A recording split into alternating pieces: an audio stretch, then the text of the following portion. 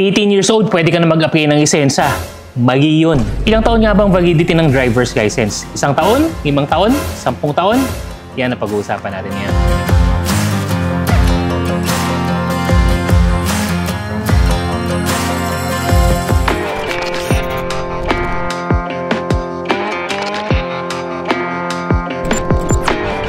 Bago natin ito gawin mga brother, napansin namin na karamihan sa inyo na mga nanonood ay hindi pa rin naka-follow at naka-subscribe sa ating mga channel. Magkakayang tulong ang magagawa ng inyong like, comment, and pag-share. Tsaka syempre pag-follow na rin para mas marami pang makapanood ng video na to para naman malaman din nila yung mga detalye katulad na to. Nung nakaraan pinag-usapan natin kung paano ang pagkuha ng student driver's permit. Kung hindi nyo pa napanood yan, iwan ko yung link sa description at saka sa comment section para makita nyo na rin.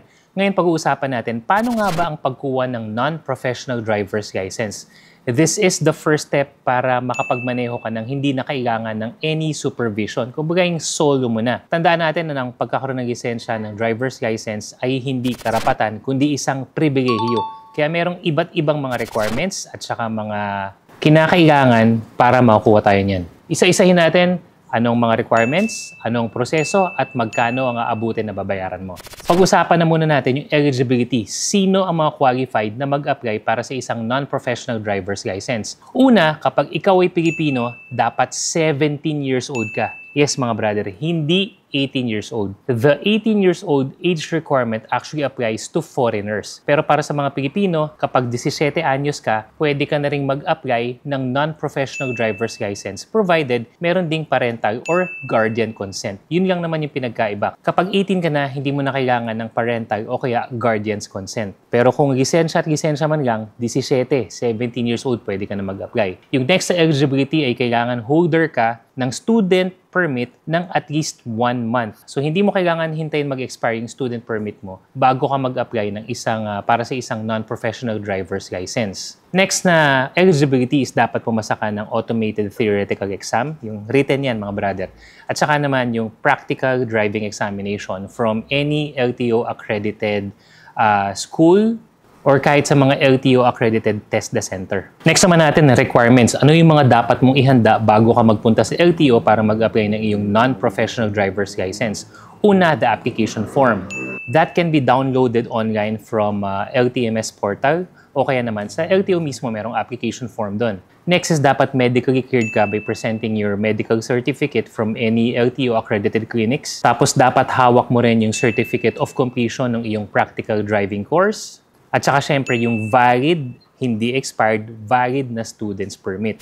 At uulitin ko, kapag ikaw ay 17 anyos, 17 years old, then kailangan mo ng parental or guardian's consent para makapag-apply. Ano lang naman yun, pipirmahan ng parent mo or ng guardian mo, isa lang yun sa mga requirements together with a valid ID. Pagdating sa validity or gano'n nga ba kahaba na valid ang iyong driver's license, nagkakaroon kasi ng confusion dyan eh. Una mga brother, kapag ikaw ay first-time applicant, unang beses mo palang magkakaroon ng non-pro, ang validity niyan is 5 years. Pero kapag nag-renew ka na, katulad ko, nag-renew na ako ng non-professional driver's license ko, then the validity of that driver's license can be up to 10 years, provided wala kang mga violations, wala kang mga penalties, kumbaga wala kang mga demerit points against LTO. So, syempre, kailangan mo mag-prepare ng budget. Magkano nga ba ang kailangan mong bayaran para makapag-proseso ka ng driver's or non-professional driver's license? Meron lang yung application fee na 100 pesos, tapos yung pinaka-processing or license fee na amounting to 585 pesos. So, all in all, ang babayaran mo na lang talaga is for the non-pro driver's license is only 685 pesos. Pero syempre, hindi pa kasama doon yung mga medical mo that can range from anywhere from 150 to 350 depende kung saang medical klinika, LTO medical klinika pupunta. At saka yung theoretical exam naman, usually libre na lang yan online. Yung practical driving course, depende na rin yan kung saang driving school ka pupunta. Basta make sure na dapat LTO accredited yung pupuntahan mo para hindi masayang yung certificate na kukunin mo to make sure na talagang tanggap ni LTO as one of the requirements yung yung PDC or Practical Driving Course Certificate. Next natin, saan nga ba pupunta para makapag-apply ng isang non-professional driver's license? Syempre sa mga LTO district offices, tumatanggap yan bukod syempre sa main. Meron ding tinatawag na mga authorized LTO district offices. At saka meron din namang mga tinatawag na LTO district extension offices. Kadalasan meron yan sa mga mall Diba? Yung mga SM, yung mga ganyan. Meron niya mga ganyan. O kaya naman sa MRT station, minsan merong mga LTO extension at saka mga LTO district offices. Iiwan ko na lang yung link dito sa description at saka sa comment section para makita nyo, maklik nyo, ma-check nyo kung saan sa area nyo malapit pwedeng mag-apply ng non-pro. Siyempre, reminders natin mga brother, bago ka magpunta sa any LTO accredited office para magproseso ng non-pro mo, make sure na kumpleto na yung lahat ng mga documents mo, yung mga requirements na pinag-usapan natin kanina. Mas maigi na rin na mas makapunta ka sa mga offices na to ng mas maaga para siguradong matapos ka within the day. Dahil yung from student's permit up to the non-professional driver's license, hindi pa yan saklaw nung recent LTO update kung saan pwede kang mag-renew online. Yun kasi purely renewal. But for new application, you really have to go to the LTO offices. Siguro one of these days makakita na rin tayo ng update from LTO with regard to online application na rin, no? Ng non-pro driver's license. Saka syempre, huwag ka naman pupunta sa LTO na nakasando, nakatsinelas, dress appropriately. Casually lang naman, hindi naman kailangan formal. Pants, shirt, shoes will do. Kung sakali man, huwag naman sana na ikaw ay bumagsak sa mga practical and theoretical driving exam, pwede naman niyang mag-retake. Ang nire-recommend dyan is the next day na rin kagad kasi nga you are operating within a timeline para hindi na masyadong magtagal. At saka yung medical certificate mo, meron din kasing validity yan. Kaya sana wag, but if in case you fail, i-retake mo na lang kagad para may presenta ka na kagad that you passed the practical and theoretical driving test by presenting your certificate. So once you have that all in the bag, ready na yan, ika nga, then pwede ka nang magpunta sa any LTO accredited offices, district offices, and extension offices para mag-apply na or para kunin na yung iyong non-professional driver's license. Again mga brother, right now, you have to physically go sa mga LTO offices na yan dahil wala pa silang purely online na service para makapag-apply ka ng iyong first non-professional driver's license.